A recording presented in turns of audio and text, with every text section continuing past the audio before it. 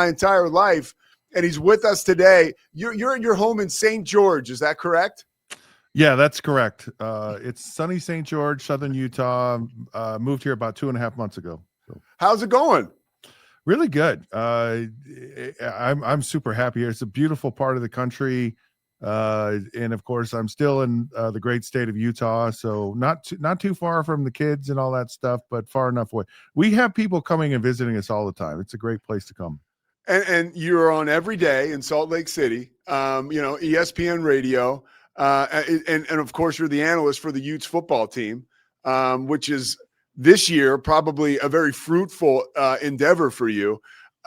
Just to start off with Utah and Cincinnati, I was just messaging with Steve Bartle from the Salt Lake City Tribune, and I was like, hey, give me a feel. What are you hearing about, because people like you and him know better than me as to Devin Dampier's availability. He says that Devin Dampier, he expects him to start in that game.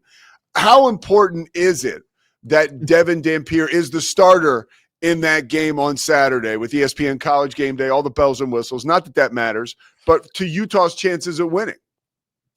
Well, I may be a little controversial here, but I've said publicly all week long, I hope they start Bird Ficklin. He was extremely impressive last week. As I've looked through like Utah's chances of getting to the Big 12 championship game, it's very slim. A lot of things have to happen. There are 4 teams that basically have to lose a lot of games, and it's improbable to have happen. Now, in my dream world, I would love to have BYU and Utah there, and there is a scenario where that could happen, and I would pray for that. That would just be incredible, but the likelihood is not. And so if you're not going to get to the championship game, you're already bowl eligible. Find out what this young kid can do. He's extremely talented. He's a better thrower than Dampier is. And he's really, I think, the future of your program, or not. I mean, because Utah's probably going to have a choice at the end of the season about someone's going to snatch up Bird Ficklin if Utah doesn't. I mean, he's really that good. And so I would say let him play the rest of this year, work out that kind of freshman, highs and lows you get, and then you go into next season with a very seasoned, very ready player for the next 2 or 3 years. I believe the ceiling for Devin Dampier is where it is, and if Devin Dampier cannot run in a game, then it's not good. And that's what happened in the Texas Tech game. That's what happened in the BYU game. And the woes or the fortunes of Utah football really rest in the hands of the quarterback. And we've seen that over the last really 6 years. Cam Rising, when he was healthy, was unbelievable. When he wasn't healthy, Utah was horrible. Now they've found a quarterback, Dampier, when he's healthy, he's good, but when he's not, it's an ugly thing. And I think Bird Ficklin has a better ability to throw the football. There's more balance there than I think you get with Dampier. So I'm personally hoping, I know it's a long-winded answer. It's a great answer, though. But I'm really hoping that they play Bird. And now Jason Beck has a relationship with Devin Dampier, but who really has a relationship in college football today? I mean, it's really about there are no loyalties on both sides of it. So I think if you're looking out for the program and the best interest, in my opinion, you start Bird Ficklin. This is one of the many things about you that I really like and respect, is that you're not afraid to just tell the truth, even though it might ruffle some feathers, because that kind of grabs me. I'm like, wow, because Dampier has been the guy who has sort of been presented to us all year long as this is the answer for Utah football. But in that Texas Tech game, he was very limited, and then we find out afterwards that he was hurt. Maybe a little more so than we had thought at all. What do you make of Kyle Whittingham and some of those, the rascal in him playing with some of those injury report, some of those games he plays? How do you feel about that? As a broadcaster, I'm lucky enough to call games play-by-play, and I've never gotten burnt by this, but I've heard a couple guys who've been like, we were ready. We were told that this guy was starting, and then this guy marches out after the opening kickoff. What do you make of some of the chicanery that goes on there? Yeah, Kyle Whittingham is probably the master of gamesmanship. as it relates to situations like this, and holding his cards close to his vest. And I was going to be really fascinated to see how he handled the league requiring him to divulge what player availability is. And I think he probably looks at it as it's up to interpretation, right? It's like, well, questionable. What does questionable mean? Well, probable means, doesn't mean definitive, and so it's kind of that lawyerly term, or well, yeah, probably he was going to play, but he didn't. I think he's still trying to push the envelope with that as far as he possibly can. He's very adamant, and has been from the very beginning, that I don't really want to divulge information about my team if I don't have to. I know what it's like to have to prepare for a certain player, and then that player doesn't show up, and that is a problem. If he's required to do it, I think he will. He may be questioned on this. He may be pushed by the league to maybe get a better understanding of the definition of what questionable, what all of the different things mean. Typically, I know, like, it is a big deal in the NFL. I know, like, when a guy is probable, he doesn't just get scratched on game day. It probably means he's going to play, means he's probably going to play, unless he gets struck by lightning on his way to the game that day. So I wouldn't be surprised if there's maybe some clarification that happens with the league, and because I think it's a little vague right now at Utah. What is the vibe around the Utah football program right now heading into this game? I know a lot of people were surprised, because it is a huge celebration of the school and the football program, that ESPN College Game Day is going to be there, a month and a half after, Fox Big Noon Kickoff was there.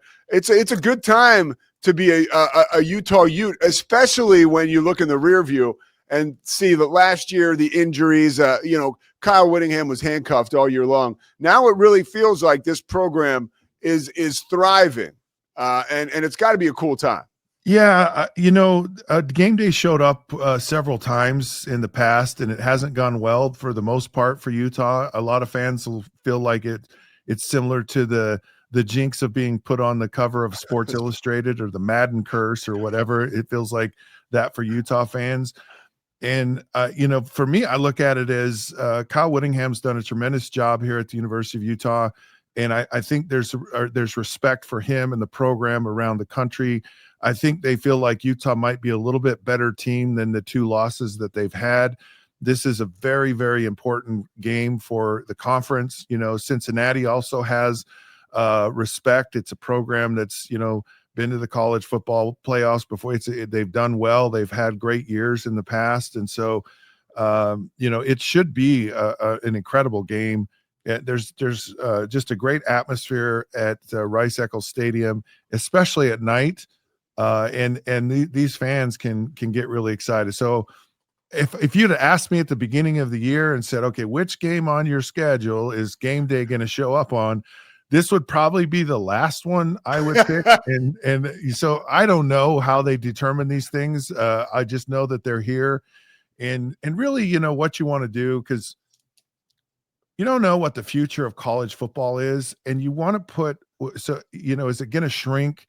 And Utah is a program that's really elevated its status with the Pac-12 and all of that, but they've kind of stumbled in the Big 12, and so you want, when the nation's watching, you want to put forth your best effort. You want to show out. You want to create a perception. Hey, we're a program to be reckoned with, and you don't get these national opportunities every day here. So I think there's a lot of pressure, or there's a lot of at least for me, like, you need to relish this moment and really make the most of it, so that the nation says, hey, Utah is a good program and something that we want to consider as we move forward with the changing landscape of college football. Well, you go back to 1988 when I was a kid, right? The nation was in agreement that you were a great college football quarterback, right? And you were a great quarterback in the NFL. But, like, how much different was it back in 1988 playing at Utah, right? Because you were right there. I mean, you look at the record books. I mean, you're setting records. You're leading the nation in touchdowns, in yards thrown for, and I think the year after that, you're right with Ware and Detmer. I mean, that's like rare air as far as throwing the football. How much different was the spotlight on Utah when you were playing as compared to now? Well, I'm 4 conferences ago, when I played at Utah, and a lot of the yards came out of desperation. It was a crazy conference. We threw the ball, 50 times a game was not unheard of. We had an amazing offense. There are things that we did with formations and creativity that were laughed at the time, and now they're commonplace.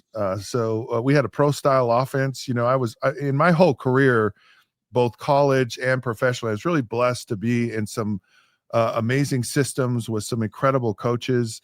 Innovative systems. Oh yeah, Tom Moore. When I was in Detroit, it was kind of the beginning of Tom Moore. Tom Moore is still coaching. Yeah. Of course, he coached Peyton Manning, and he went all the way to back to Terry Bradshaw, and he's still with the Tampa Bay Buccaneers, still running the same stuff that we ran in Detroit. So I've been very fortunate that way. And quite frankly, it's hard for me to watch some of college football because, and for some reason, they think the players can't get it these days. They can't get complicated systems. They can't, for some reason, read a defense or read, route combinations. And it's like, yeah, I coached high school football. I taught high school kids how to do stuff I was doing in the pros. And so it's hard for me to come back to Utah and watch defensive-minded coaches have the reins on everything. And I love Kyle. I love Kalani Sitake at BYU, but the days of the pass-happy Western Conference are gone. And it's sad to me because it was great football to watch, but it is very different now. Now the program's done incredible. I mean, it's incredible what's happened with the program at the University of Utah, and Kyle Whittingham has been a massive part of making that leap and transformation into a program that has some respect across the country.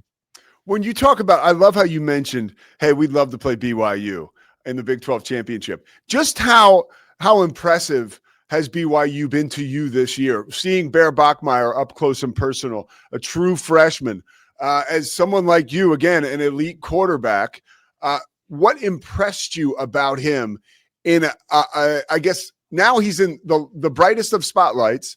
I thought that was a signature win last week to come back on the road against Iowa State. I mean, obviously, the great program that BYU is, no offense to you, but facilitates some of this, right? But what is so special about this kid? How is he doing all this? Well, first of all, he looks like Tim Tebow who can throw the football, right? He's got kind of that bigger linebacker, but he throws the ball very well and much better than Tim Tebow ever did. But there's a lot of the same thing where it's this whole idea of, he's just a winner. He's a kid that finds ways to win football games. He doesn't flinch. He doesn't seem to be affected by any circumstance, whether he's on the road, whether they're down, whether they're winning, and he just finds ways to win football games. He doesn't beat himself. He plays hard. And he in no moment has been too big for him. I mean, I thought, oh man, he'll get in this rivalry game and he'll feel the pressure of this, and something will happen. He's going to throw interceptions. He's going to show that he's a freshman, and never at one point has this kid shown, okay, I'm a freshman. I know he's had, we all make mistakes. We all, throw interception, whatever. But the demeanor, the confidence, the way he's performed has just been incredible. I mean, he, winning that game against Utah, I mean, he kind of put it on his shoulders, and he did it. And the same thing with their win against Iowa State. I mean, just amazingly impressive. And what it is to me, it's talent. And when talent gets on the field, it just shows up, and regardless of experience, and when you have the talent, the moment isn't too big for you, but when you don't, it just always seems like a struggle. You just can't seem to find the ability to do it. And It'll be interesting and fascinating to watch to see how he grows and matures as he gets older in the program. But to BYU's credit, they started him, and they saw something and they said, we're going with this young kid. And it was a bold move, and it's certainly paid off well for the Cougars. As someone who, obviously has a huge rivalry with BYU, what are your thoughts about Kalani Sitake? I mean, even last year, it was a team that surprised everyone, right, with Jake Retzloff, and now here they are again, surprising everyone. Like at some point, it's no longer a surprise. This guy can coach his ass off, and this is a really good football program. No, I'm just been extremely impressed with Kalani. I think he has one of the tougher coaching jobs in the country. In some regards, it's like coaching at a military school. There are limitations, and the honor code and the expectation for students at BYU is different, and it's not like anywhere in the country. And it's hard to attract players to come to that program. It's even harder when BYU was independent.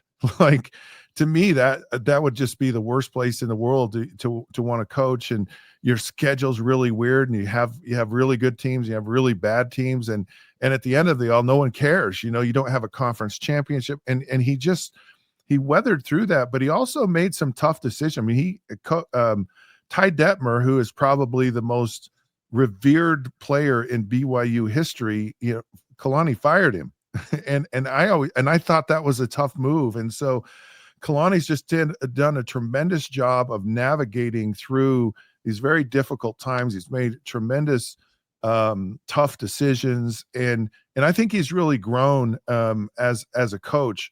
But I think the thing that I think that really helps Kalani the most, the BYU job is not for everyone, but it is for him, and he embraces. He's an active member of the Church of Jesus Christ of Latter-day Saints. He played at BYU. He's an alumni. He really understands the value of that, and he's a good human being on top of everything. And he's really at the right place at the right time with the right people around him, and he's not afraid to bring people in. Jay Hill, very popular, could have possibly surpassed him in popularity.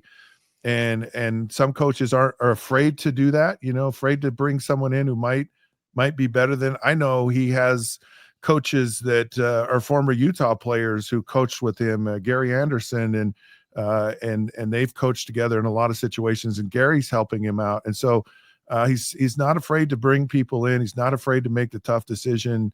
And he really knows how to sell and bring in the right people that work at BYU, which is just phenomenal. He's done an incredible job. And Scott, you're doing an incredible job today. This is great. A couple more questions for you, because I'm curious about your career, because I watched just about all of it. I was actually, I'm look right here, no offense, right? Eagles fan, grew up in Philly. So I was at Veterans Stadium. Talk about an awkward situation for me. My girlfriend at the time when I was in high school, her dad was like, let's go to the Eagles game. And it was actually a great experience. It was Don Shula's record-breaking game, in which I remember you got hurt. Peterson had to finish the game. But Shula breaks the record, and that's when, Scott Mitchell was really on my radar.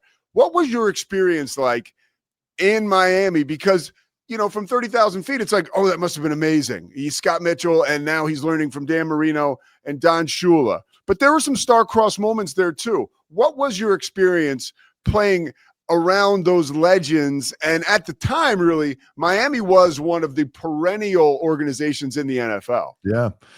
First of all, my best experience in Philadelphia in Veterans Stadium is getting a cheesesteak after the game from one of the equipment guys. That's the highlight of my. I have not had a good experience in Philadelphia. Not a fan of that stadium. I'm not a fan of the fans. I've had family members who literally had to leave the stadium for the fear of their life. And I love the passion. I love that you all are crazy. I just haven't had good experiences in Philadelphia, but as far as I apologize, by the way, for some of my I do, because some of that stuff is out of control. Look, I've had former teammates who played for the Eagles, and they're like, man, it is hostile. They boo Santa Claus. Like Oh Like, yeah. and yeah, and it's all good. Fans are great. But when you say it looked amazing from 30,000 feet and from 3 feet where I was so intimately intertwined in Miami. It was beyond that. It was, I mean, for 4 years, every single meeting I was in, I sat between Don Shula and Dan Marino. I mean, I literally sat between them, and to learn what I learned, and to just be a part of the conversation.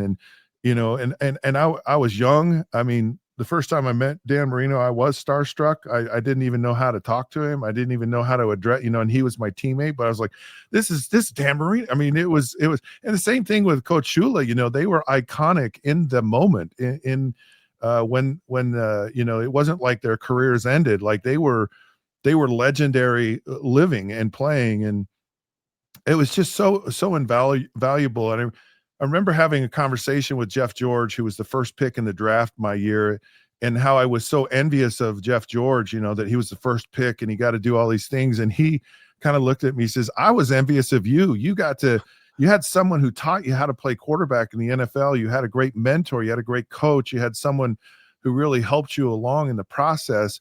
And it's fascinating to me that to this day, I draw on, things that I learned from Coach Shula, from Dan Marino, and they apply just to my life in general. And it was just an incredible experience. Just watching Dan Marino throw a football every single day was a treat, and being around a legendary coach like Coach Shula was just beyond anything I could have ever imagined. And I value and cherish that time greatly. It was truly incredible. What was one of the most significant things you mentioned that you carry with you today that you were able to glean from your time with Coach Shula?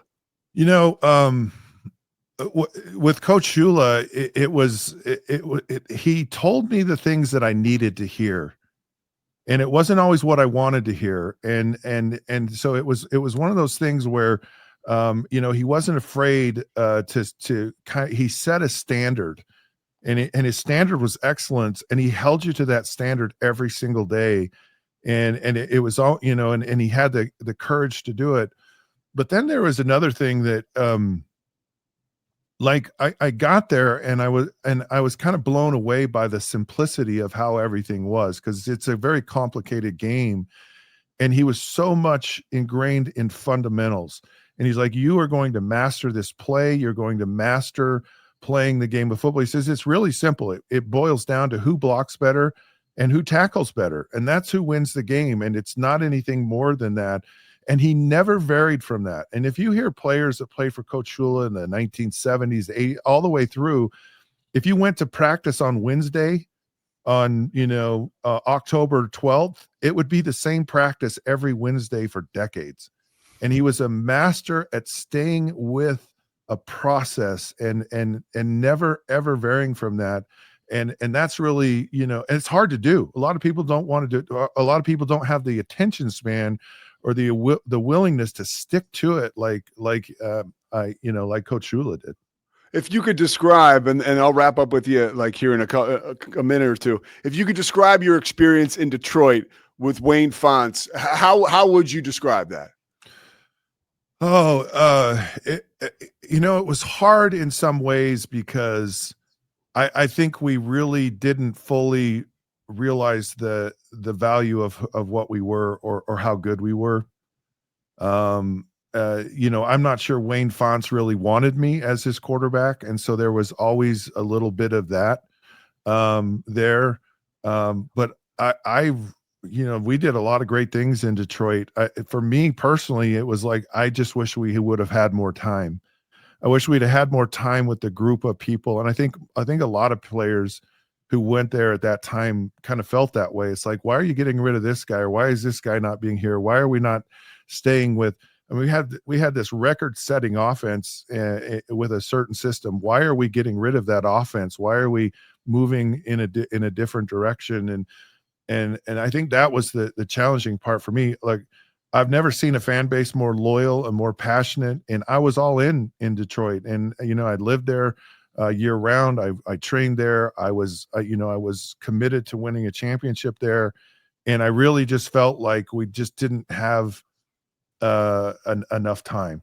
But I'm proud of a lot of things that we did, and it was just but there were some tough moments for sure. You guys were so much fun. I mean, you really were.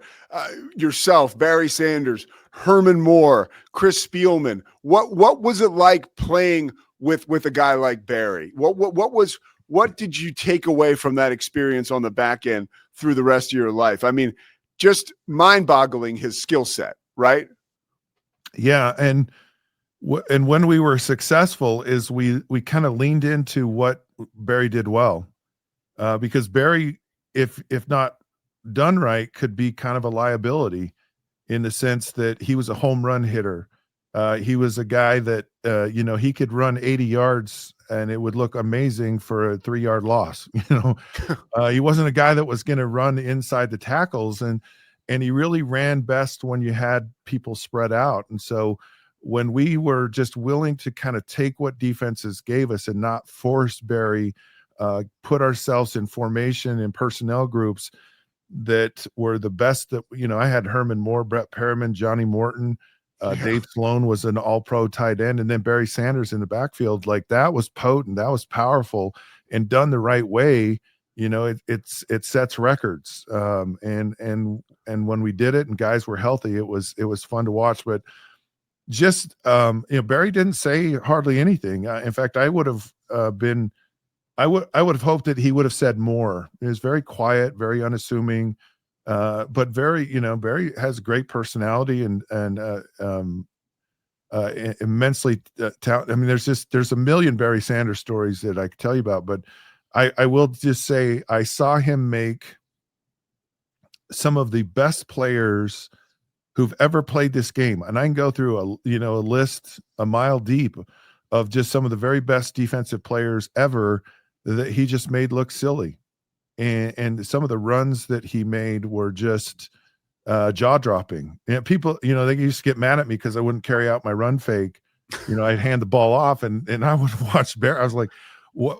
I don't want to miss this. This is amazing." I want to see what happens here, because you knew, and that was what was great with Barry. You knew something unbelievable, something you hadn't seen before was going to happen at any moment.